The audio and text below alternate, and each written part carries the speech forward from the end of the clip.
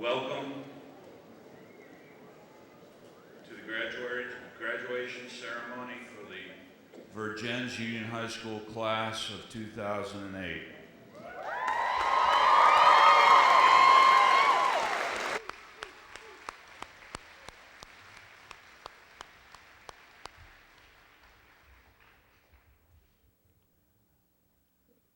This class seems extraordinary to me. They've achieved athletically, they've achieved academically, they've done amazing things socially. They have been leaders in a very real change movement here at this high school. And that's proven, for instance, by their community service and their exemplary support of one another. I've been very impressed by them.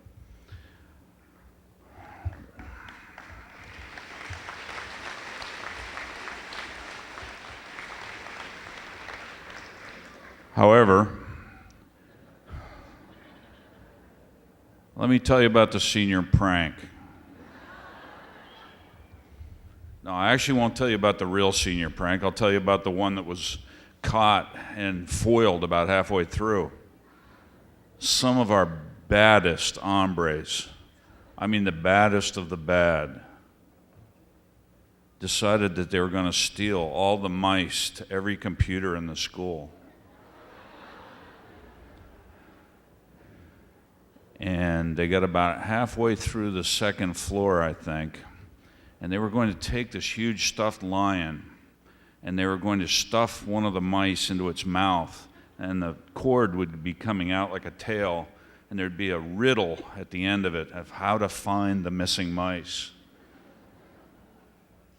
All these dastardly deeds were caught in the nick of time, I think, when Mrs. Spaulding went to use her computer and couldn't, and called for help, and the next thing you know, there was a major bust. So we're a pretty hardened bunch here. I would like to point out, too, that they didn't do this in a vacuum. They didn't get here in a vacuum. They got here because of family, support from grandparents, support from parents, from siblings, from cousins, from the community, and from their teachers. And we have a great faculty here who's done an exemplary job with these children and many, many other children. And I'd like them to all stand, please. Faculty and staff.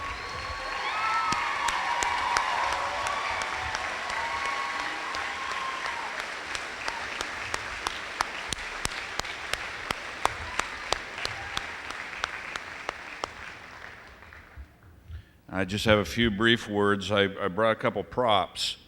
I realized that every time that my family had a celebration, a nephew graduating, a cousin graduating, everything short of a marriage, my mother's first reaction was to say, well, we got to go to the bookstore. So I grew up thinking that the way in which you celebrated anything was to give somebody a book. It was a long time before I realized that wasn't universal. If it was a really big occasion, I'm from St. Johnsbury, and if it was from a really big occasion, we'd go down to the Dartmouth bookstore so we could get a wicked good book. That's how we talked up there. And I just brought a couple. I realized that as I've grown into this, unconsciously I've been doing that kind of gifting as a tradition. And I bought two of my favorite books that I use as gifts to my nieces and nephews, to my own daughter and son. And one was one of those memorable books that I read in French class originally, and it's The Little Prince by Antoine de Saint-Exupéry. And The Little Prince is at first blush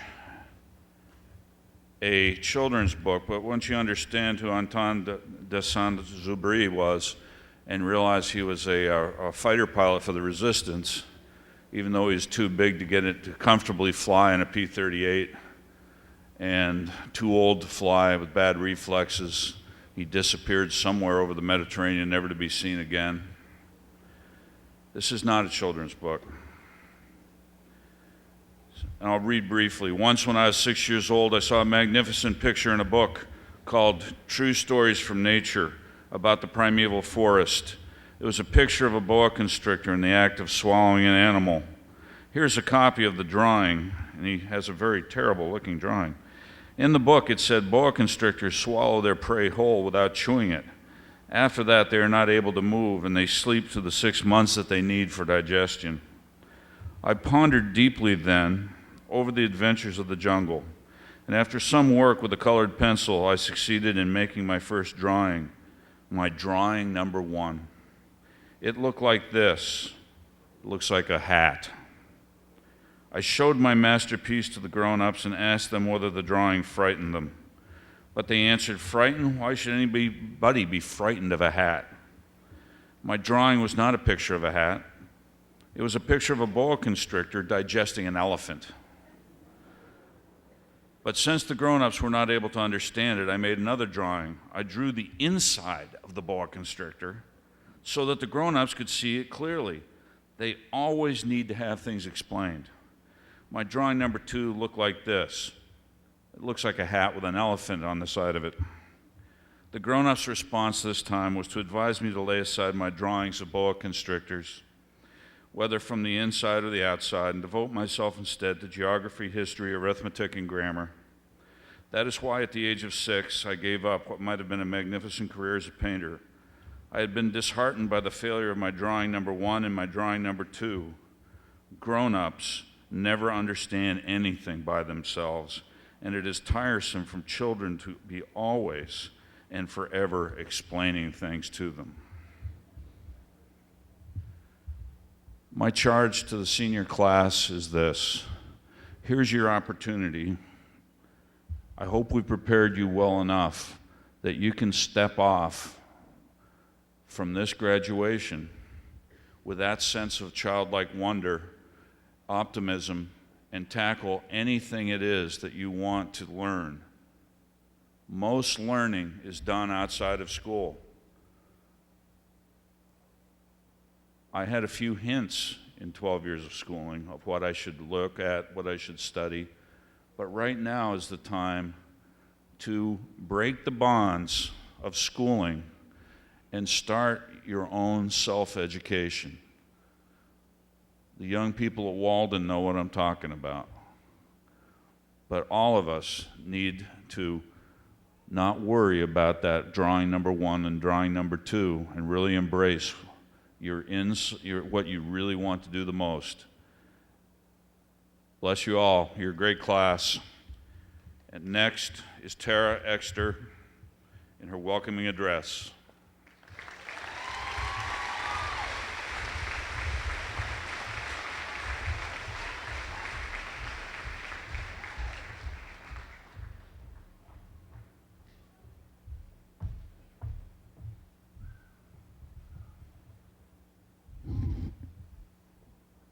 I would like to start by welcoming everyone here to this moment, one that very soon will simply be a tiny part of our colorful histories.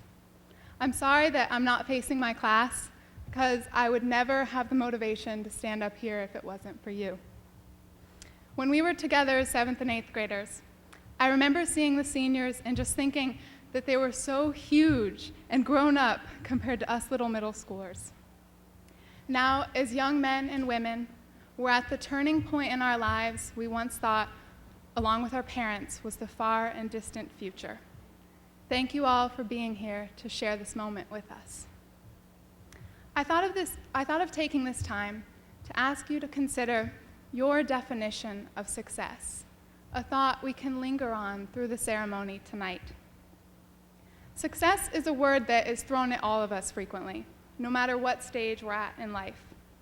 Does it mean that because we're all taking very different paths, some moving far away or staying close to home, others off to school and others to work, that a few are guaranteed to be more successful than the rest? This should never be true. It is a reality that some of us are pursuing careers that will bring us more economic success as we're often reminded. However, there is another kind of success that every one of us may achieve.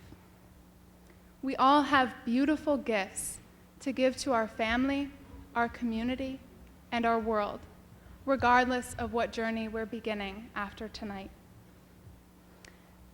Just two of the many gifts of our graduating class are our time and our energy. I believe that it is in how we use these that truly makes us a success. Every one of us here has the power to influence the lives of those around us. We are valuable because we can use our time and our energy to make one person's day just a little bit better. We can show people that they are needed, loved, and supported. We can spread happiness in our wake.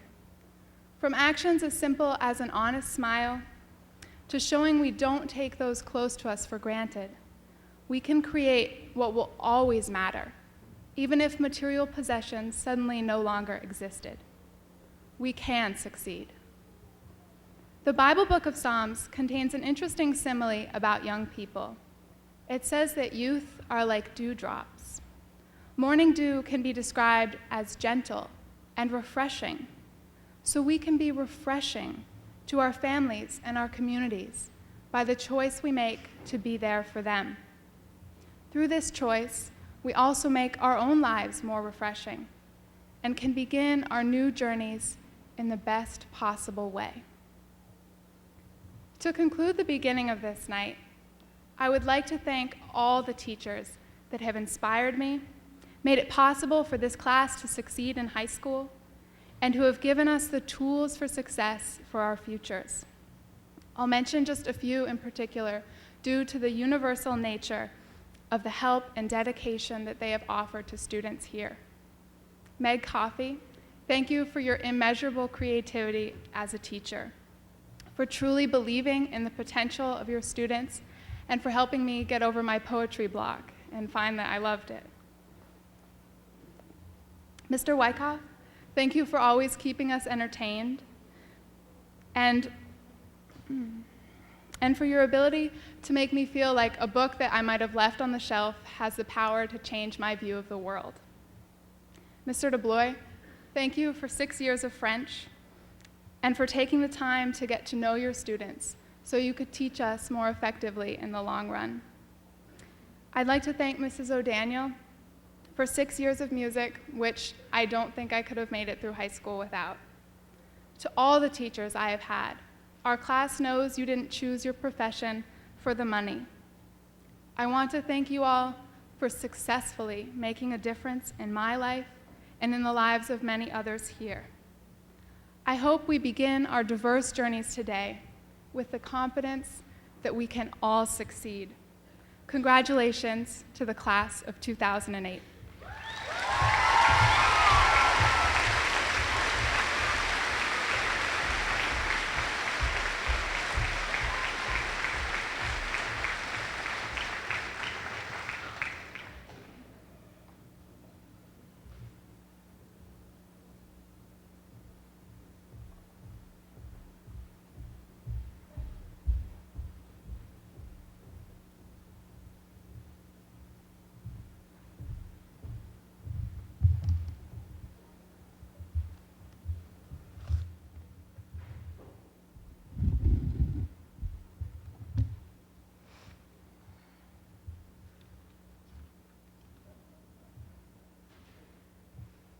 She sits in the library with the rain pitter-pattering against the towering glass windows, the gloomy math exam, the emotional struggles with parents and friends, and the abstract cloud of failure looms in the distance.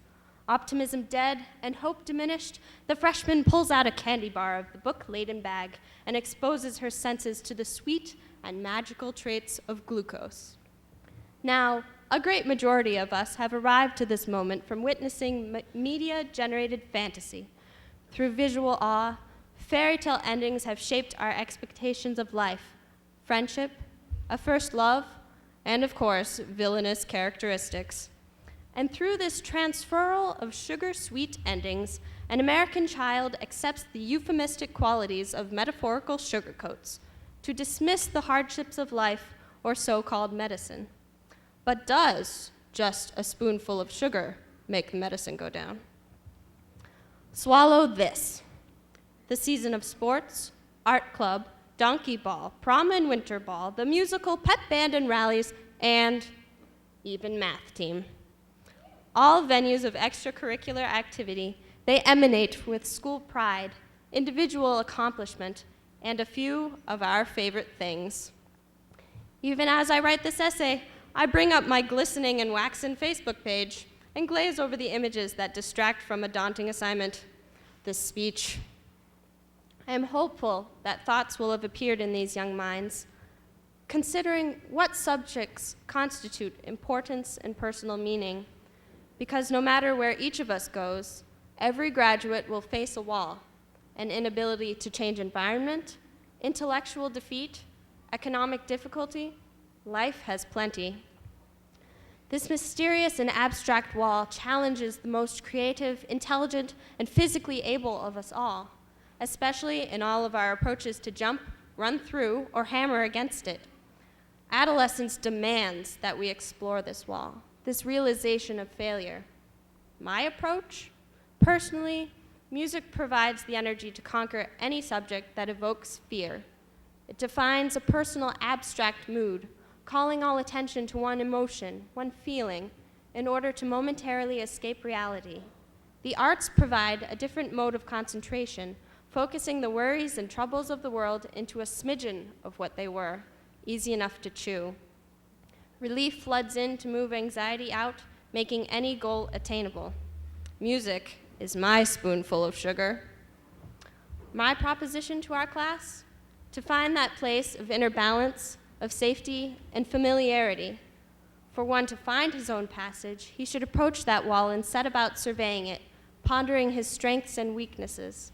With a resolute and determined attitude, we should work through struggle, continuing to take each drop of bitterness with a dose of something sweet. Granted, music does not lure everyone to that state of mind.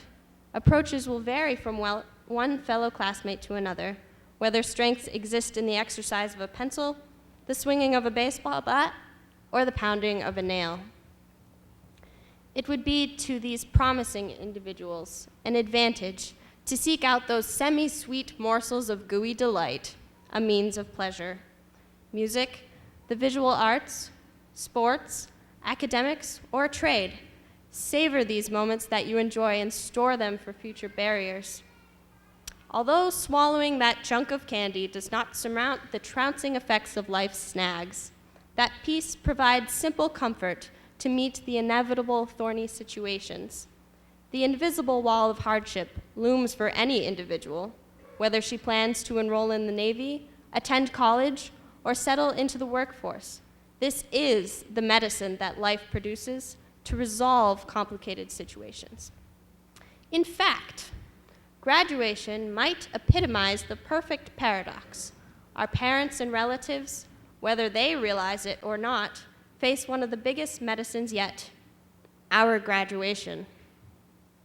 Graduation is a milestone in a young person's life, granting his supporters both doldrums and joy.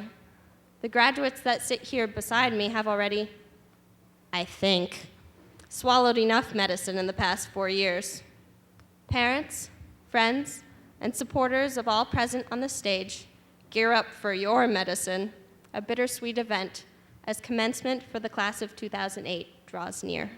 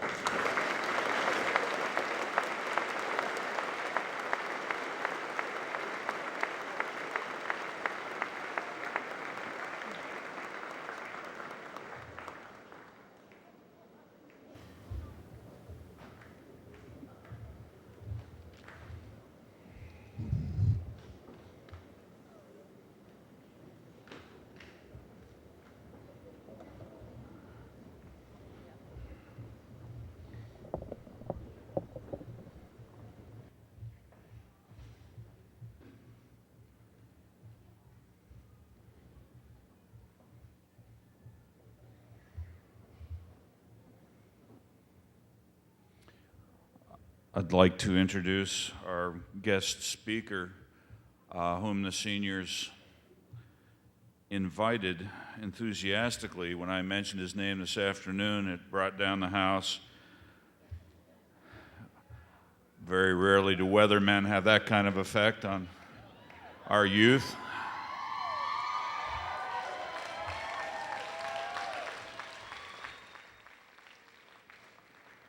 You have heard Mr. Tom Messner on WPTZ, of course, and then radio stations that carry him like WOKO, WKOL, WJOY, and CKON.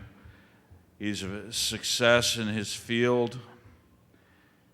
He received his degree in business economics from the College of Worcester in Ohio, and then went on to study meteorology at the State University of New York at Oswego. He holds the television seals of approval from both the American Meteorological Society and the National Weather Association.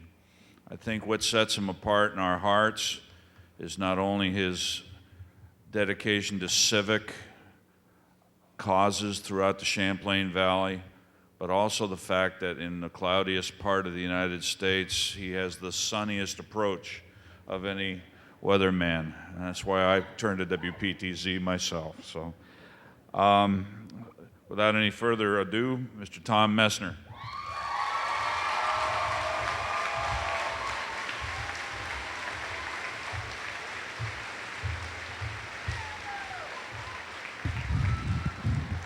Wow.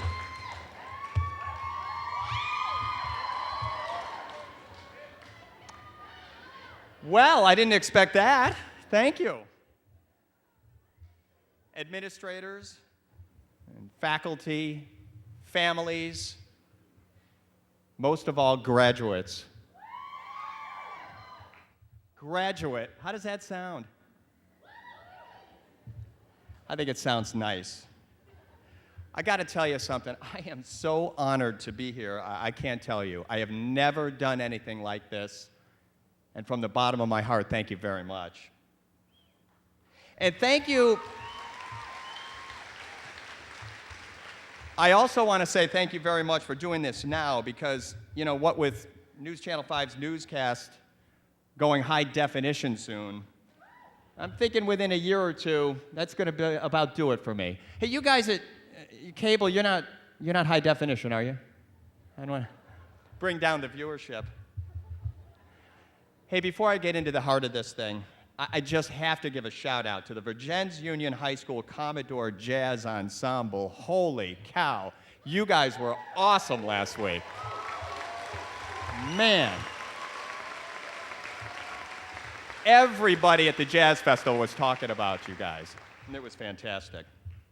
You know, I feel kind of a kinship with your class. You see, my high school graduation year ended with an 8 as well. Here you are, the class of 2008, and, well, not surprisingly, mine didn't end with an 08. It didn't even happen this century, which sounds kind of weird. It wasn't a decade ago. I can't even say it was 20 years ago. I graduated in 1978. Did I hear a hush? Jimmy Carter was president, and a gallon of gas was 63 cents. I know. I mean, it's mind-boggling to think that I wore my high school cap and gown 30 years ago now.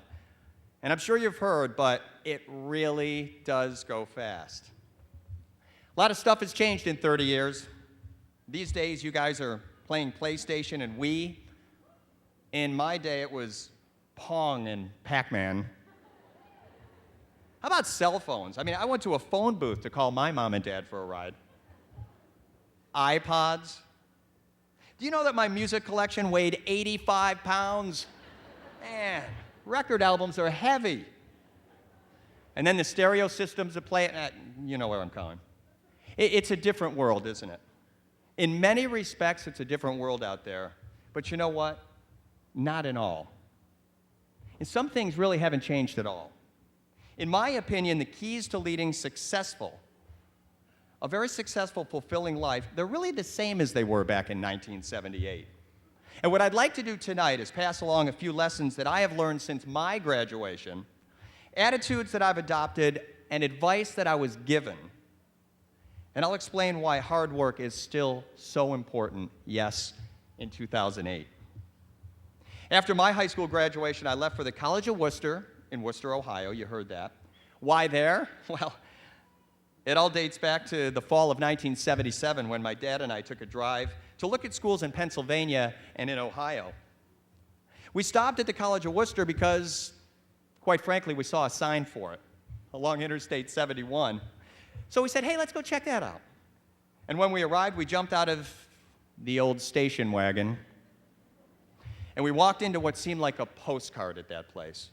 I mean, the quad was perfect. The lawns, beautifully manicured. And the buildings, I mean, they looked like they belonged in Architectural Digest magazine. Now, hang on a second. I mean, I knew the College of Worcester was a very good school, and it was a smaller school, which I thought would be good for me. But because I didn't know what I wanted to do when I grew up, I found I made my college choice almost on gut feel. You know, I loved what I saw there and the way it felt there. So the College of Worcester was it. It's amazing how you make decisions and you find out later, maybe that's why that happened. I'm going to guess there are a few of you here tonight that aren't quite sure what you're going to do when you grow up. Maybe? Well, don't worry about that. And I really want to stress this. Don't worry about that. In fact, for me, it really worked out, meaning I took kind of the unease, the confusion, the indecision, and used it to my benefit. It motivated me to look at and try things I might never have otherwise. I made sure to be open to everything and anything, because ultimately I wanted to find something fun and interesting to pursue as a career. And that outlook, that sense of adventure, it really has paid huge dividends throughout my life. My first week at Worcester, Freshman Orientation Week, it included open houses for all kinds of campus activities and clubs. There were sports and marching bands, jazz bands, the debate club, the theater department, dance, and the campus radio station. Radio? How about that? I looked at a lot of things when I first got to school, but that radio thing kind of caught my attention. So I decided to check out an open house at the campus radio station. Why? Did I want to hear myself on the radio? Nope. Had I dreamed of being a big-time DJ? Nope. I'd never really thought much about radio. I was there because I was intrigued. I was taken around the station by a guy named Tom Shrilla, who said I could have my own radio show if I wanted it. I said, me on the radio? I mean, come on, what do I know about radio? I was a 17-year-old kid. Tom said he would teach me, and he did. I landed my own radio show on WCWS, a real live radio station. You could actually hear it. Embarrassing at first, but you could hear it. I found right about then that everything for me was going to change. That first radio show, it turned into more shows that year, and then over the next 4 years, while I continued to attend Worcester. And the more I hung around the radio station, the more I wanted to learn. And the more I learned, the more I loved it. I just couldn't get enough. I was having the time of my life, and I spent a lot of time at WCWS. Well, my junior year, that hard work, it was rewarded because I was named the station's program director, which is the second in command. And then the next year, my senior year, I was promoted to general manager, the big guy. I was running the show. Not bad, I thought, considering I was a business economics major, as you heard. Normally, at a school like that, it would be a communications major who would get the job of running that station. I was the first person to run WCWS who wasn't a communications major. I was told the faculty chose me because I was so passionate about the place, and my good attitude set a positive tone for the whole operation. Cool. Attitude. I can't emphasize how important a good, positive attitude has been to my career and to my life. I mean, I think life is a ball. I really do. And I guess it translates to being kind of a happy guy. And a guy that I think is fun to be around. I mean, does this mean things never go wrong for me? I wish. But so much of life is about your outlook. It's about your attitude. Hey, handling the good times, that's one thing, but I think the real measure of a person is how he or she handles the rough times, because there will be some. I'll never forget when my truck was stolen in Buffalo a bunch of years ago. It was my wife's birthday. That was nice. We were out for dinner when the truck went missing. After dessert, we walked out and said, hey, didn't we park there? Well, we ended up renting a car and coming back home, and when we got back, I told everybody at work what had happened. And there was a guy there, a friend of mine named Rick, and he said, I just can't imagine something that terrible happening. It must be just awful for you. But he noticed that I didn't seem that upset. I didn't know I was supposed to be that upset. To me, it was, a bummer, but what are you going to do? I mean, I'll either get it back or we'll get a new one, right? My thought was, if a missing truck is my biggest problem, I think I'm in pretty good shape. I really think life needs to be kept in perspective. Hey, you might have something stolen someday too, or maybe your house will catch on fire like mine did this past February. It's okay. Everybody's fine. We're getting the house fixed now. I'm really reminded that my problems, and I think most of our problems, are pretty small when I watch the news. I see pictures of our soldiers fighting in Iraq and Afghanistan, putting their lives on the line every day, away from their families, sometimes for years at a time. That's tough. Keep things in perspective. Small house fires, stolen vehicles, a pain? Yeah, it is. Devastating? No. I'm healthy, my family is healthy, and tomorrow's another day to step forward. Believe me, somebody you know is worse off than you. I really think how you handle the rough times, and yeah, the good times too, it says so much about you. And trust me, people notice. After I graduated from Worcester in 1982, I worked in radio for 6 years until something very out of the ordinary happened. The local NBC station in Rochester, New York, that's where I was, held open auditions for a weather position they had open. You imagine that? I said, TV? Wow, I had done radio for a while. That sounds like fun. I went in, I auditioned, they gave me the job. I still don't really know why, but it worked out pretty nicely. Well, now I'm thinking, okay, I'm moving to TV. That's a great step forward. Good stuff. So I go to work on my first day at Channel 8. I quickly realized I had a problem. I didn't know anything about weather. So I watched the Weather Channel. It was pretty new then. I listened to the weather radio. I even looked at the local newspaper to borrow a forecast. Well, at 6 o'clock, it was time to go on, and there was the camera operator standing next to camera 1. Said, "You ready to go?" "Yeah, I think I'm ready to go." The commercial was ending. It was time for the weather. And he started counting. 10, 9, 8, 7, 6, 5. They do a lot of counting in television. 4, 3, 2, 1. And he pointed to me, and I went, "Yeah!" I had a problem. Well, I knew what my next challenge in life was going to be. I really needed to get a clue if I was going to continue to do that. Well, I saw that my passion was going to change to TV, which is great. But this change was going to be a little bit tougher than the first go-round, I thought. So what I did was I made a plan, and I set goals for myself. I studied on-camera performance techniques, and I went back to school, this time for meteorology. Here I was, 27 years old now, and heading back to school. I was the oldest one in the class. While continuing as the 6 and 11 weather forecaster, I commuted to Oswego State University. It was about an hour and 10 minutes from where I was living and working. It made for very long days. It was difficult, but it's one of the most satisfying things I have ever done. I clearly had a lot to learn about meteorology and about TV, but it was all good. And it was during that time that I received the best advice of my professional career. Back then, when I was on TV, I'd read a script off the teleprompter. You know, I'd put everything in there, probably use some words I didn't really know what they meant, but they sounded good on TV. Well, Jim Parsons, our news anchor at the time, suggested I stop doing that. In fact, I think he put it this way: "You gotta lose that teleprompter, it's killing you." He said, talk to the viewers, don't read stuff, talk to them. Well, was he ever right? That piece of advice changed my whole approach to performing on TV.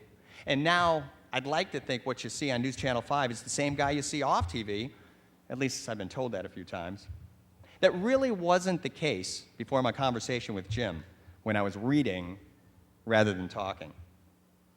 After working in Rochester and then Watertown, New York, I moved to the Champlain Valley. That was in 1990 to take a job at WPTZ TV.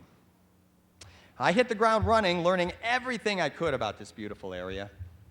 I also started doing something that I came to really enjoy a lot, and that's visiting kids at school to teach them about weather. I didn't do that because it was part of my job. In fact, it wasn't. I did it, and I still do, because it makes a difference to those kids. When I walk in that room and I see the eyes light up, it's so satisfying, and I get to talk to them about my passion for weather and TV. It's really fun, and it's very fulfilling. Well, it's been 18 years since I arrived at News Channel 5. Sometimes I think about the things that I've been able to do because I chased my dreams and I made things happen. Things like appear on the Today Show 3 times now. I had a chance to chase tornadoes in Oklahoma and a hurricane in Florida. I got to fly in a hot air balloon. And I had a chance to sing with the Beach Boys. I'm pretty sure the mic wasn't on, but it was fun. My journey has been great. Now it's your turn.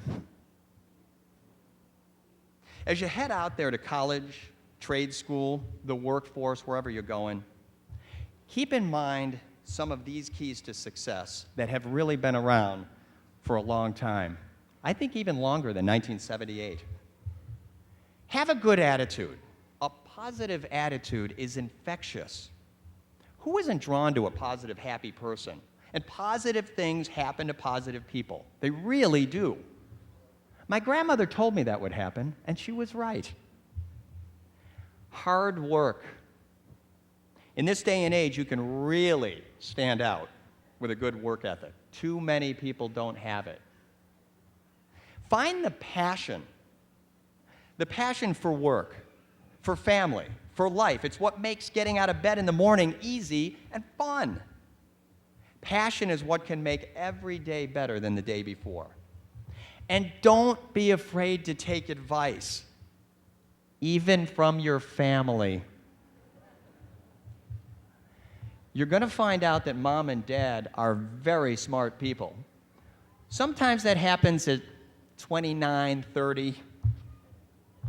They really, really want the best for you. And it's not just moms and dads. There are people out there very willing to help you achieve your goals. I've found many of them. And when you show interest in them, they will show interest in you. Who knows? You may be told something that changes your life or your career forever. It happened to me. Today is the beginning of the most exciting part of your life. It really is. The part where you take control. And make no mistake, you can and you should be in control. Don't let life happen to you. Pursue it. Go get it. It's out there for the taking. Your future is honestly in your hands. Set goals and achieve them. With hard work, you can and you will. There is something really special out there for each and every one of you graduates. And it's much more than just the job you're going to choose. It's the life you're going to choose. Thank you so much, and congratulations.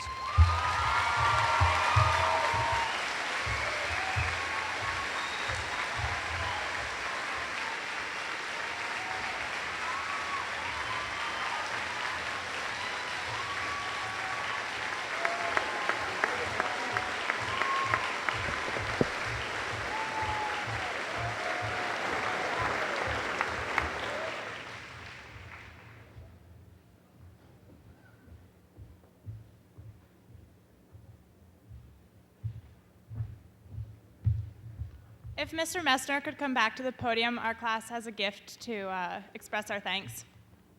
The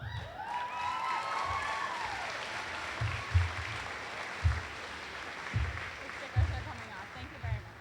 Thank you for having me. I really appreciate it. We really appreciate it also. Thank you. You're welcome.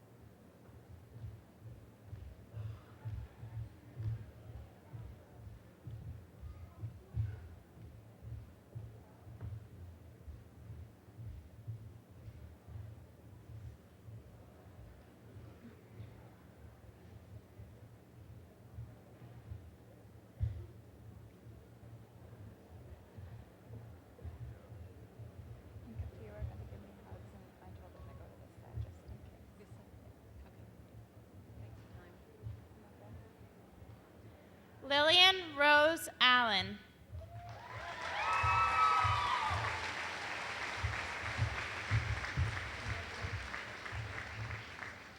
Justin Baker.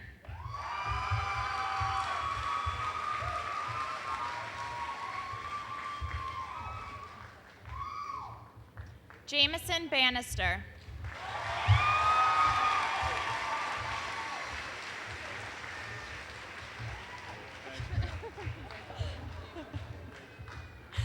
Elizabeth Beenan.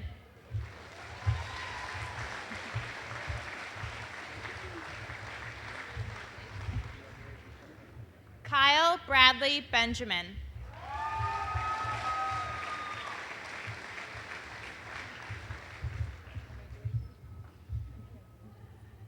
Dustin John Benning.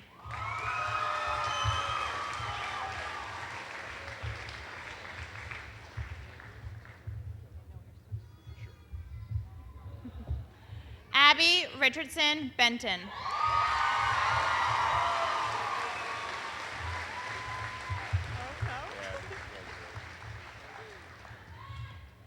Kayla Marie Bassett.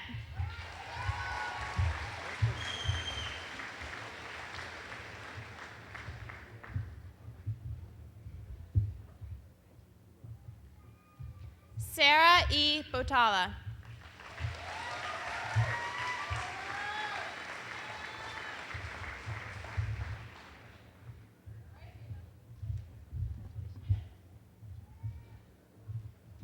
Allison Blanchard Bordon.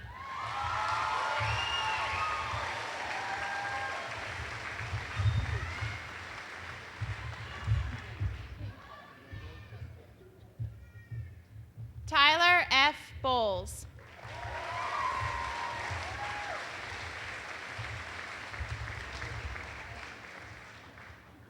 Tanya Brace.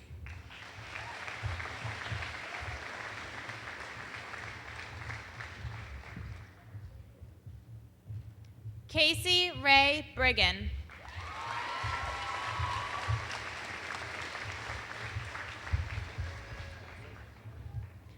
Colin Anderson Bristow.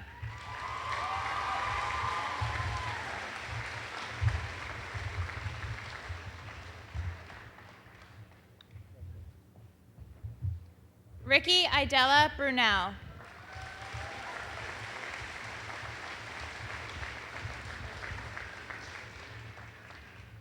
Justin Nathaniel Burnett.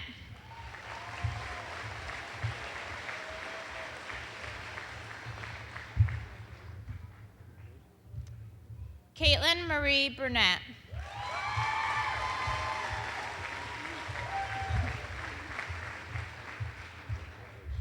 Kelly Aaron Burkett.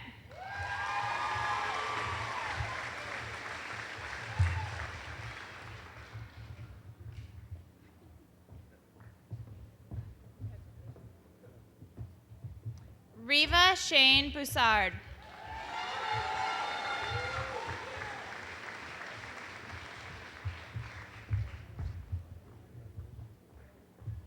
Joseph Daniel Lewis Chug.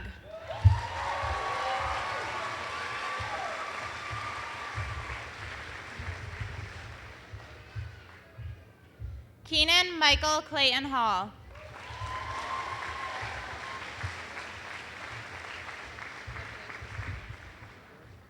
Kelly Marie Cogger.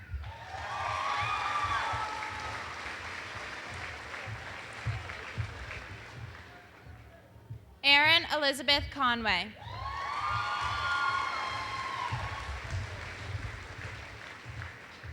Avery Lynn Cook.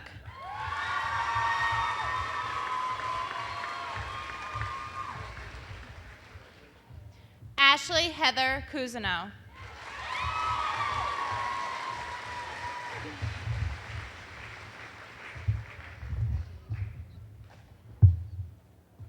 Shane M. Coyle.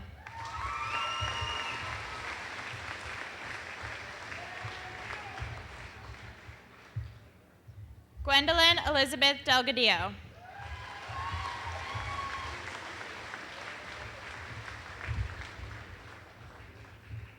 Hillary Standish DeVos.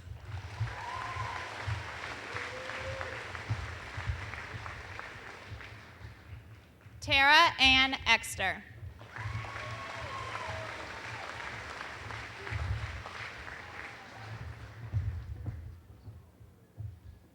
Lance Fairbrother.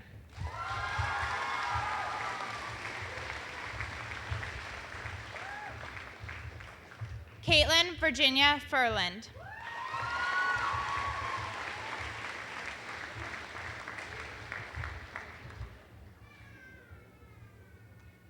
Daniel Patrick Flynn, Jr.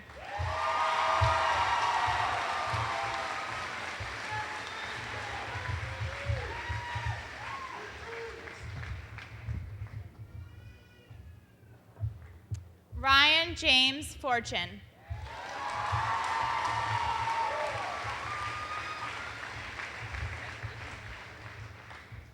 Elias Matthew Gallion.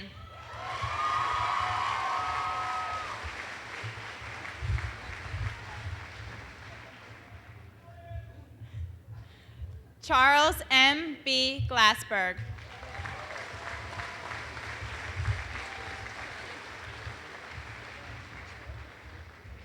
Joseph Morgan Goyette.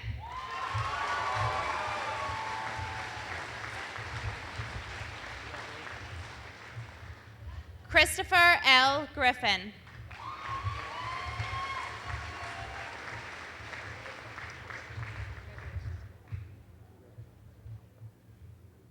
Corey Watson Haight.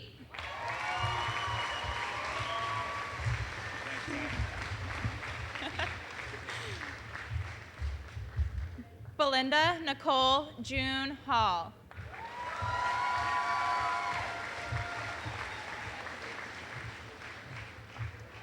Jessica L. Hodder.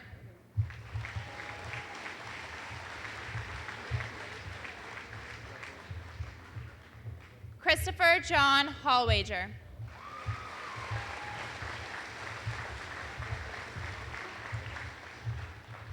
Casey May Ingram.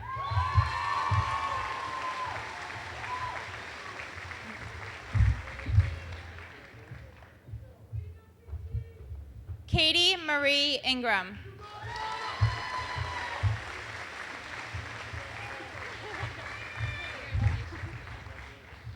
Mitchell Kane Jackman.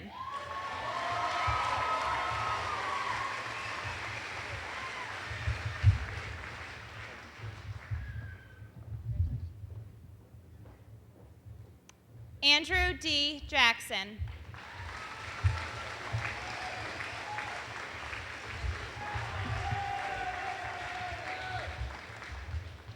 Jennifer Lynn Johnson.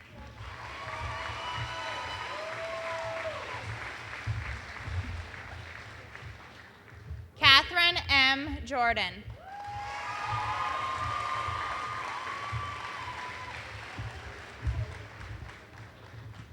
Robert J. Karsmarzik III.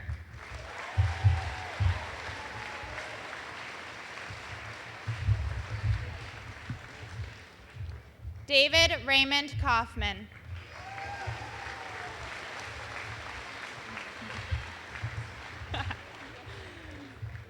Margaret Kennedy.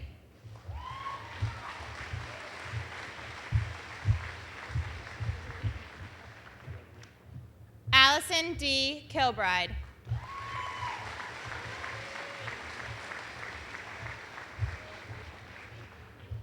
Alan R. LaBerge.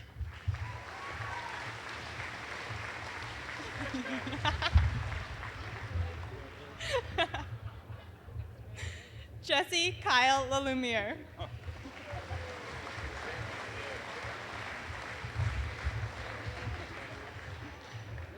Grace H. Lang.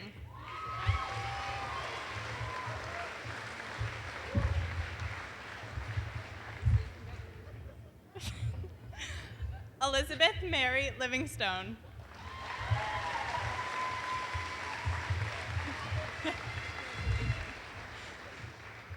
Derek J. Martin.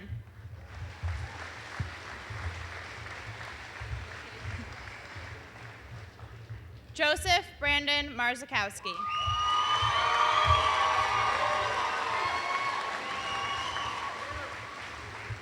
Nice job, Joey. Andrew Thomas Martell.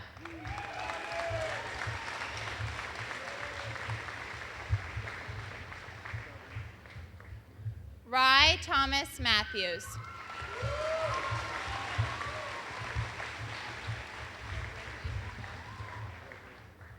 Lily Ann Maxim.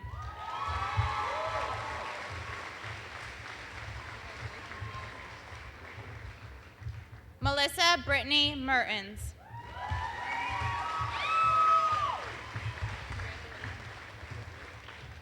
Sarah Beth Messenger.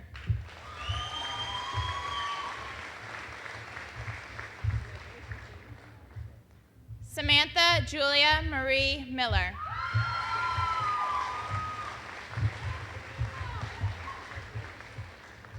Dylan Kenneth Myrick.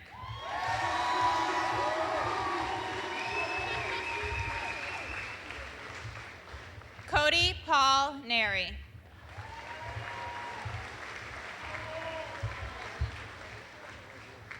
Mindy Louise Nolan.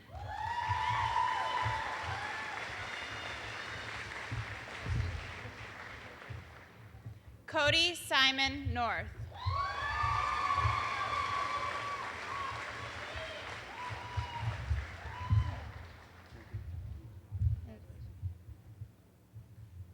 William Donald Northrup.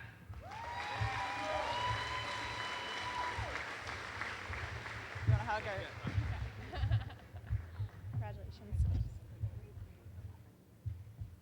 Dylan R. Olette.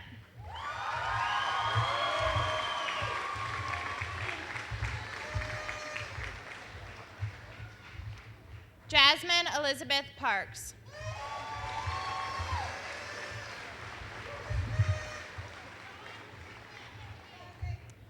Mary Beth Ellen Partington.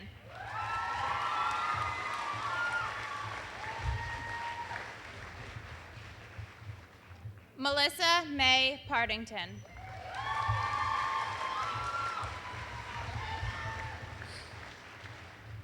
Kyle Richard Pixley.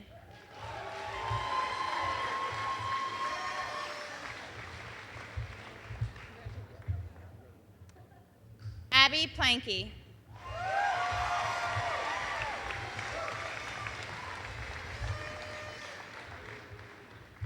Emily Victoria Poquette.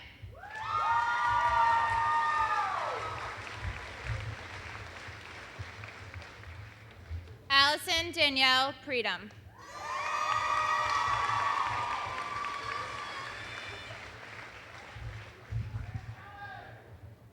Joshua Beauregard Presson.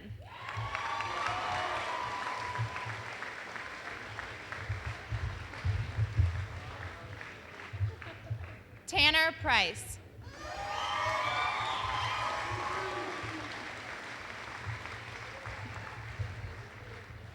Erin Audrey Provost.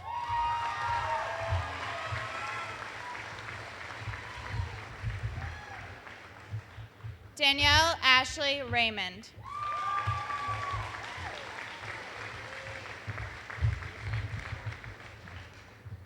Heather Marie Regnaud.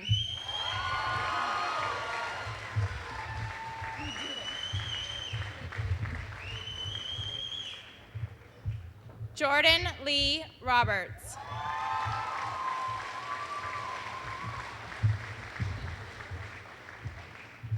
Ruth Robtoy.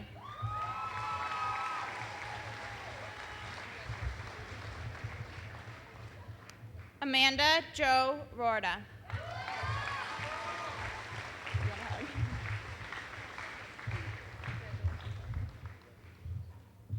Rebecca D. Ruggles.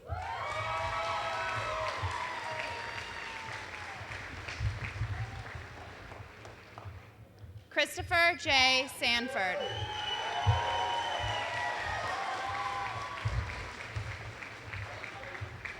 Stephanie E. Schmidt.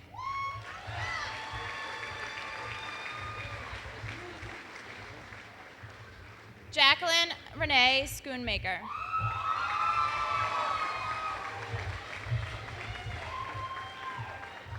Robert William Sokolowski.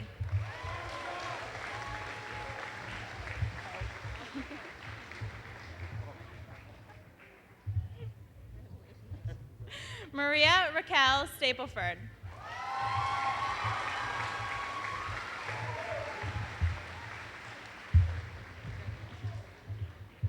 Rachel Aaron Stepanitis.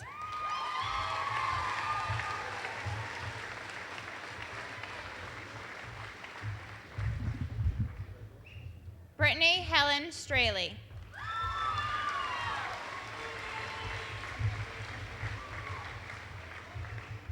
Larry Arnold Swan, Jr.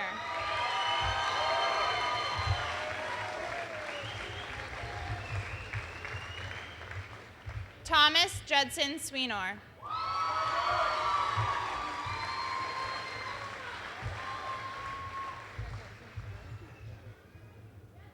Dylan Nicholas Tier.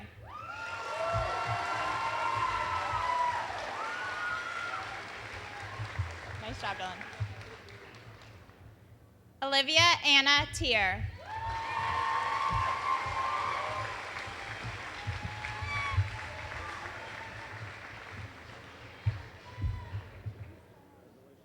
Stephanie Elizabeth Terry.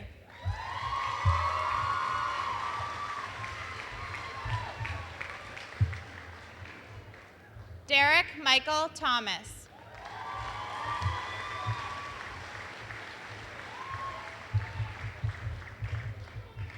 Eliza Lee Thompson.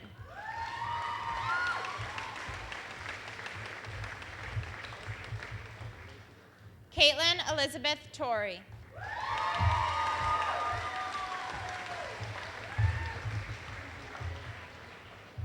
Eric Warren Van Wyk.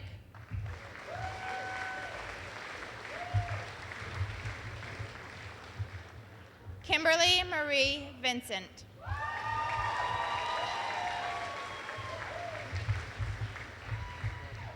Charlotte Mary Volk.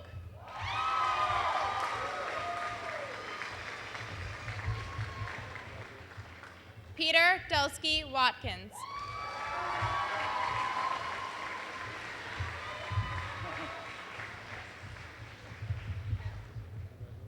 Robert Gerald Webb.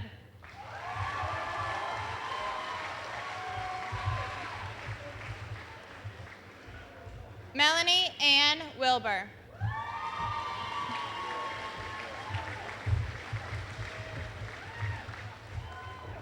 Tyler Joseph Risley.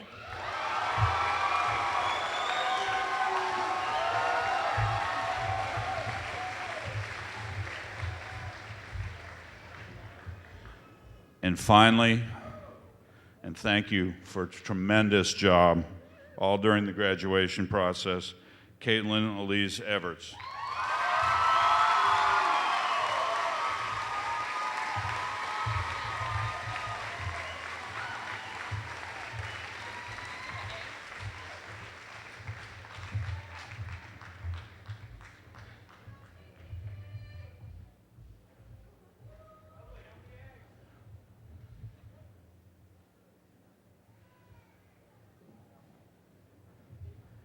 Eight. We couldn't even get to an even dozen. I'm just trying not to turn them into an omelet. I'm overwhelmed. I've never been given so many eggs in one night.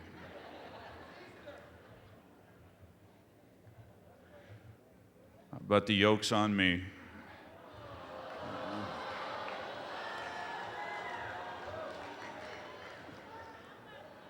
Very seriously, this is a hot room, although it's 10 degrees cooler than it was last year. So our engineering department's getting better and better. Things are going well. Gentlemen, that's the best marching class of boys I've ever seen in my life. You guys march.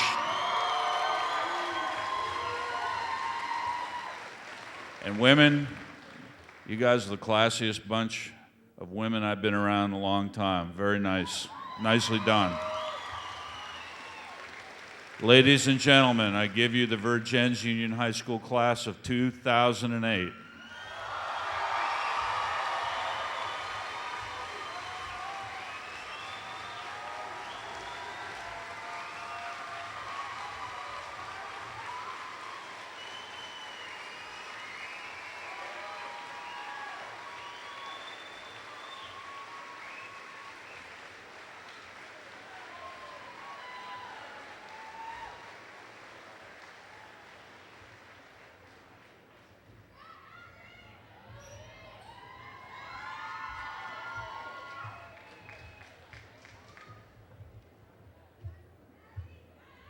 All right.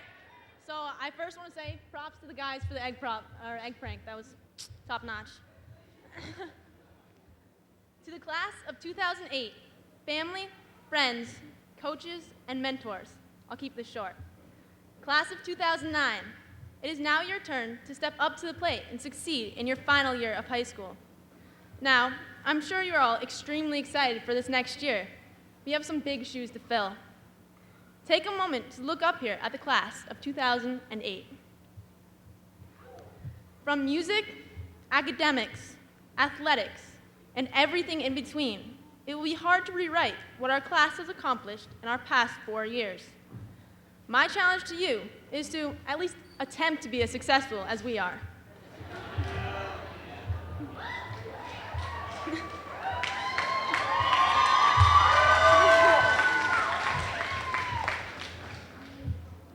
For many of us, the past few years have been exhilarating, exhausting, and a hell of a lot of fun. They've also been filled with heartbreak, loss, and every once in a while, failure. But it's never stopped us before. Overcoming adversity, in my opinion, is one of our best traits. We've pushed ourselves to the limit until we were about to break, but in the end, it was worth it. We've worked hard and exemplified the 3 best traits a person can have: honesty, sincerity, and humility. To us, this is what a high school should be recognized for. So, representing the class of 2008, my first challenge to the class of 2009 is to be as well-rounded, as hardworking, and as dedicated to the school community and the city of Vergennes as we are. My second challenge to the class of 2009 revolves around how each of you should look at your senior year. I know it seems hard to imagine life after high school, life after Vergennes, but we all need to write our own story. For the class of 2008, many of us are just realizing how great growing up here really was. Sure, news may have made its way around town a little too quickly for anyone's liking, but that has its pros and cons. We have all had moments where this is the greatest place in the world, and others where we just can't wait to get out. But it's all about how we want to look at it. A passage from Sherwood Anderson's Winesburg, Ohio, basically sums it up. I wrote this story and then got up from the table at which I had been sitting. I do not know how long, and went down into the city street. I thought that the snow had suddenly made the city very beautiful. It must have been several hours before I got the courage to return to my room and read my own story. It was all right. It was sound. It was real. I went to sit by my desk. A great many others have had such moments. I wonder what they did. For the moment, I thought the world very wonderful. And I thought also there was a great deal of wonder in me. Class of 2009, you can still take hold of what there's to offer in this small town. Cherish your last year here. Write your own story, read it aloud, and find the hidden wonder inside of you. So, class of 2009, best of luck. Show the world what you can do, and make us all proud. Thank you.